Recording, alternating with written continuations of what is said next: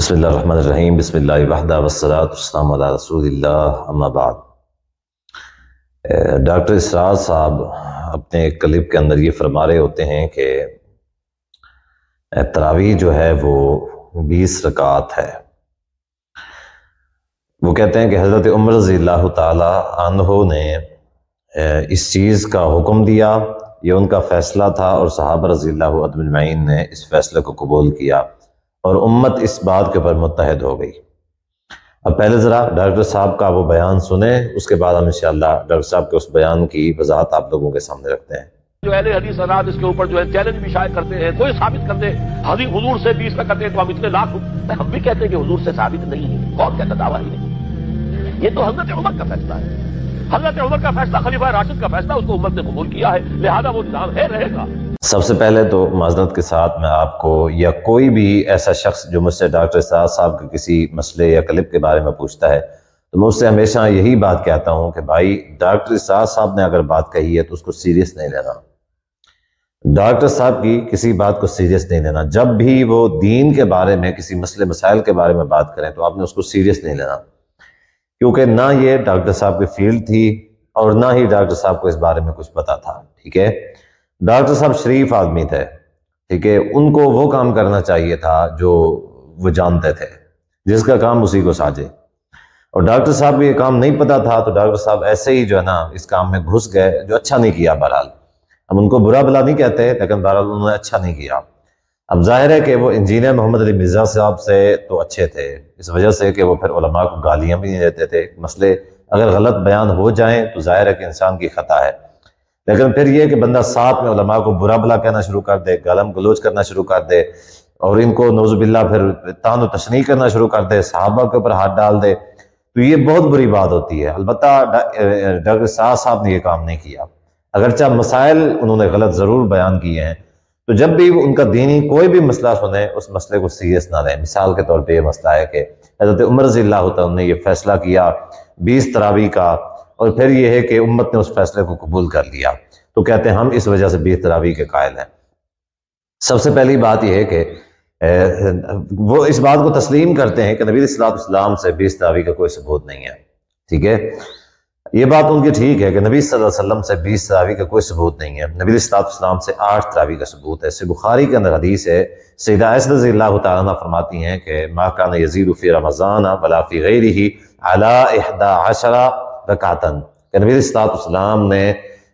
جو ہے رمضان میں بھی اور غیر رمضان میں بھی جو قیام اللیل کیا کرتے تھے، قیام کیا کرتے تھے رات میں، وہ 11 رکعات تھا، 8 تراویح اور 3 وتر۔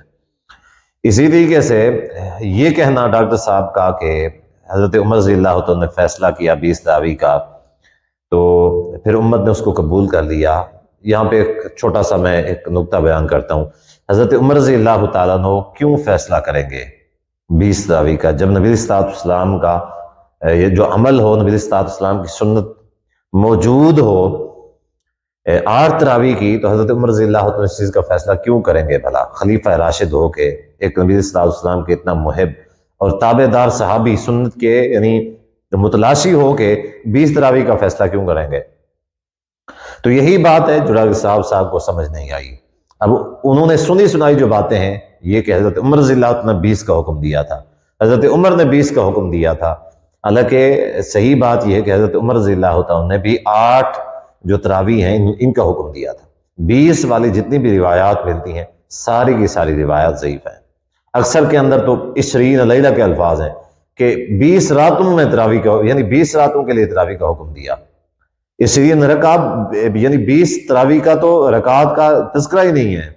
وہاں پہ صرف اور صرف یہ تذکرہ ہے، اور بعض کے اندر تذکرہ 20 کا تذکرہ ہے بھی، لیکن سند کے اعتبار سے ضعیف ہے۔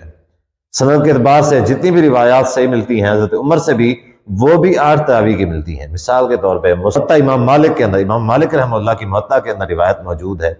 کہ امر عمر بن الخطاب ابی بن کعب و تمیم الداریہ ان یقوم للناس ب11 رکعۃ،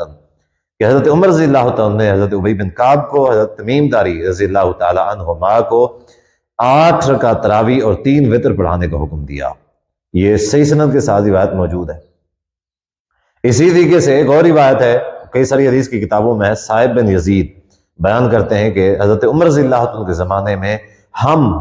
حضرت عمر رضی اللہ تعالیٰ کے زمانے میں ہم 11 رکعات قیام کیا کرتے تھے، یعنی 8 تراویح اور 3 وتر پڑھا کرتے تھے۔ یہ صحیح سند کے ساتھ ہے۔ تو ایک بھی روایت ایسی 20 تراویح والی حضرت عمر رضی اللہ عنہ کے حوالے سے صحیح سند کے ساتھ نہیں ملتی۔ تو یہ کہنا کہ جی ٹھیک ہے نبی علیہ الصلوۃ والسلام سے 20 تراویح ثابت نہیں ہے، لیکن حضرت عمر رضی اللہ عنہ نے اس چیز کا حکم دے دیا تھا تو صحابہ اس کے اوپر جمع ہو گئے تھے، ایسا کہیں بھی نہیں ہے، ایسا کہیں بھی نہیں ملتا۔ بل صحابہ خود کہتے ہیں، صاحب بن یزید خود کہتے ہیں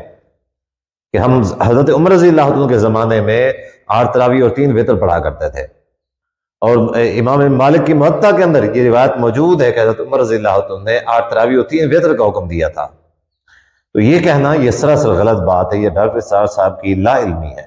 کم علمی ہے۔ اس وجہ سے میں کہا کرتا ہوں کہ ڈاکٹر صاحب کی کسی بھی بات کو جو دینی بات کہے نا اس کو آپ نے سیریس نہیں دینا، بلکہ کسی مستند عالم سے رجوع کرنا ہے اور اس مسئلے کی تصحیح کرنی ہے۔